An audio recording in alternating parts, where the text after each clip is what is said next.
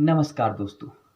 प्रधानमंत्री श्री नरेंद्र मोदी जी ने गुरु नानक देव जी की जयंती पर देशवासियों को संबोधित करते हुए पिछले साल बनाए गए फार्म्स लॉ को वापस लेने की घोषणा की है।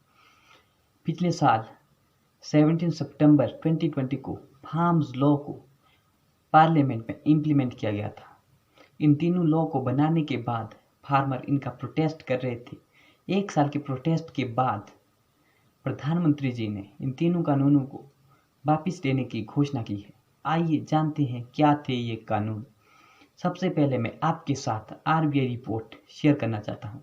आरबीआई रिपोर्ट के अनुसार भारत में 0.4% जीडीपी इन्वेस्ट की जाती है एग्रीकल्चर एरियाज में। उस कंट्री में जहाँ एग्रीकल्चर में 50 से 60% लोग या 60 करोड़ लोग एग्रीकल्चर से जुड़े हुए। ऐसे में आप अंदाज़ा लगा सकते हैं कि भारत में आज भी किसानों की स्थिति कितनी बदतर है।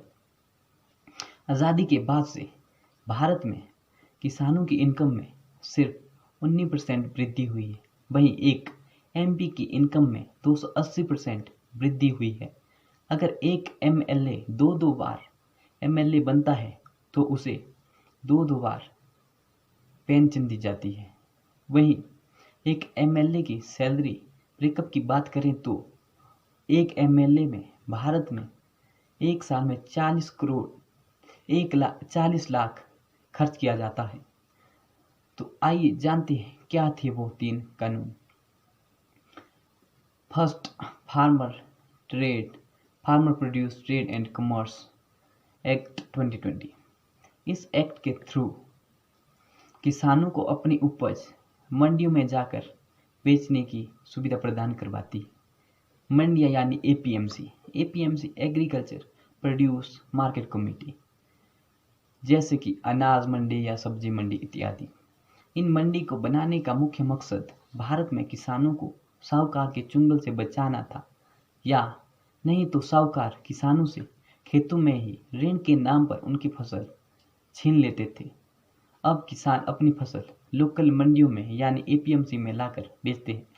वहां बैठे थोक व्यापारी इनकी फसल खरीदते हैं। वहां बैठे कमीशन एजेंट उनको उनकी फसल बेचने में या खरीद बिक्री में हेल्प करते हैं। दूसरा law, farmer empowerment and protection act 2020। किसानों के प्रोटेस्ट का मुख्य कारण दूसरे कानून को लेकर है। इस कानून में कॉन्ट्रैक्ट बेस्ड खेती को अनुमति दी गई है। कॉन्ट्रैक्ट बेस्ड खेती यानी किसानों की फसल का खेतों में ही खड़ी रकम दी जाएगी और किसानों को किसी खास फसल को उगाने के लिए प्रेरित किया जाएगा। ऐसे में किसानों का तर्क है कि यदि वो अपनी फसल पहले ही कॉन्ट्रैक्ट बेस्ड खेतों में ही बेच देंगे तो बड़े बड़े उपनिवेशक या व्यापारी उन्हें अब बड़े बड़े कोल्ड स्टोर में स्टोर करके जब मार्केट में अच्छे दाम मिलेंगे तब अब उन फसल को मार्केट में बेचेंगे। ऐसे में शहरी लोग भी इस चीज़ में काफ़ी ज़्यादा पिसेंगे। किसानों का कहना है कि ऐसे में सारा मुनाफा बड़े बड़े व्यापारी कमाएंगे और किसानों के पास अपनी फसल को बेचने का मौका ही नहीं मिलेगा। तीसरा कानून, essential commodities amendment act 2020।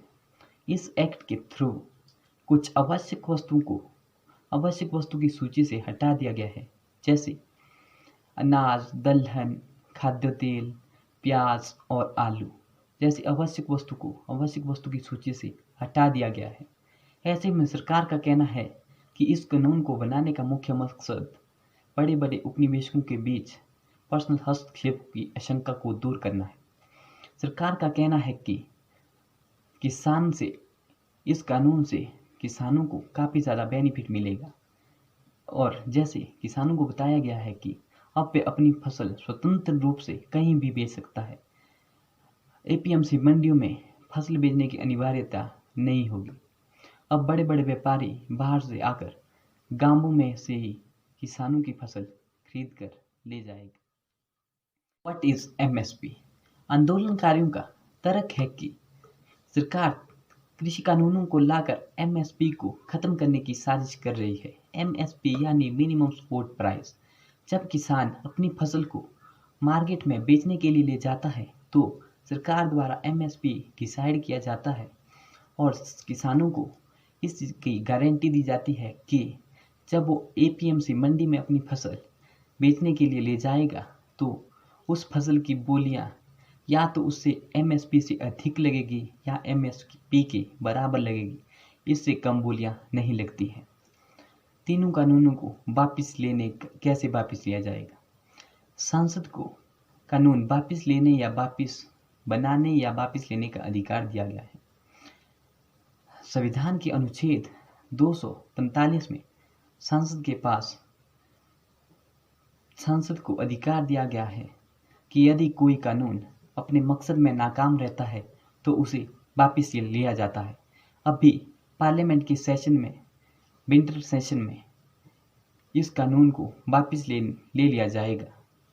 Thanks for watching. अगर आपको वीडियो अच्छी लगी होगी या अपनी ओपिनियन को प्लीज़ कमेंट बॉक्स में शेयर कर सकते हैं।